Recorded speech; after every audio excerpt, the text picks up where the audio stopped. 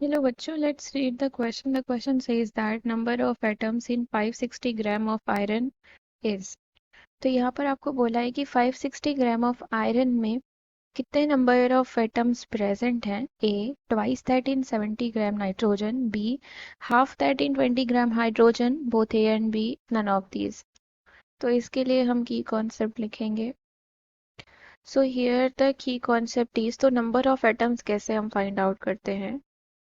Number of atoms is equal to n into N A. ये n क्या है? Number of moles है। Number of moles and Na is what? Na is Avogadro number, जिसको हम capital N भी लिख सकते हैं। Na, और we can write it n, preferably Na हम लिखेंगे यहाँ पर। तो यहाँ पर आपको बोला है कि number of atoms in 560 gram of iron. तो नंबर ऑफ मोल्स का फॉर्मूला क्या होता है? Number of moles is equal to होता है weight upon molecular wait.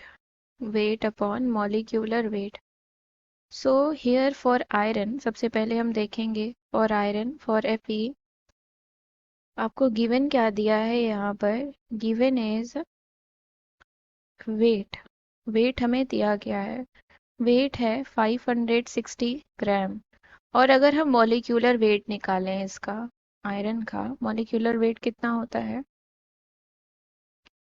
That is iron का मॉलिक्यूलर वेट आपका होता है 56। तो नंबर ऑफ मोल्स यहाँ से हम निकालेंगे तो हम नंबर ऑफ एटम्स निकाल लेते हैं यहाँ से। तो number of atoms is equal to number of moles into Na। Number of moles is weight upon molecular weight, so 560 upon 56 times of Na। तो यहाँ से कितना आ गया? 10 Na। ये हो गया number of atoms in Fe, iron के लिए हो गया।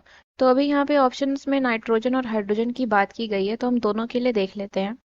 सो फॉर नाइट्रोजन, ट्रोजन हियर वेट इज गिवन, आपको दिया गया है 70 ग्राम।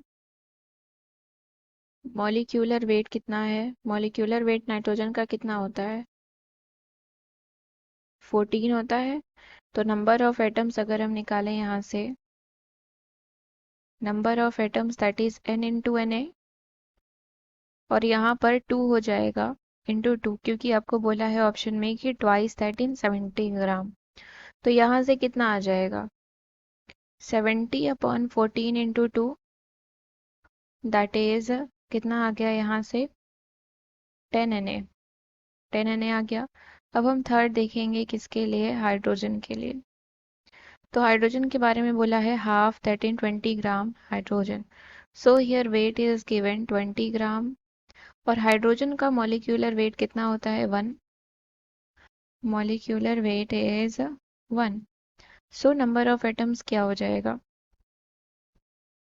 Number of atoms that is n into Na. So number of atoms weight upon molecular weight 20 upon 1 into Na। और यहाँ पे बोला है कि half that in 20 gram hydrogen, so half से मल्टीप्लाई कर देंगे हम। कितना आ जाएगा यहाँ से हम देखेंगे? 10 टाइम्स ऑफ Na। तो हम देख रहे हैं कि आपका आयरन के लिए कितना आया था?